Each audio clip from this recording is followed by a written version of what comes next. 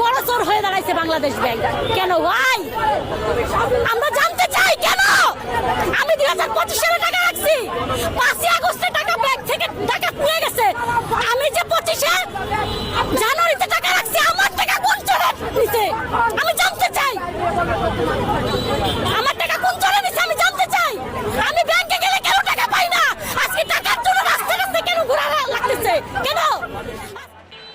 বলার মতন ভাষা হারিয়ে ফেলেছি। আসলে এই বোনটা যে ব্যাংকে টাকা রেখেছে চোরের ভয়ে, কিন্তু সবচাইতে বড় চোর এখন নাকি যে ব্যাংকার হয়ে গেছে। কিন্তু এদেরকে, এই ব্যাংকগুলিকে কি বলা যায়? এদেরকে শুধু খালি জুতা পিটা করে ব্যাংক থেকে বের করে দেওয়া দরকার। আর এই সমস্ত ব্যাংক কিভাবে লাইসেন্স পায় সেটাও কিন্তু গভর্নমেন্ট সতর্কতাভাবে লাইসেন্স দিতে হবে, যে আসলে জনগণের টাকা তারা নিরাপত্তাভাবে রেখে তারা কি সেই সিকিউরিটিটা সঠিকভাবে দিতে পারবে কিনা।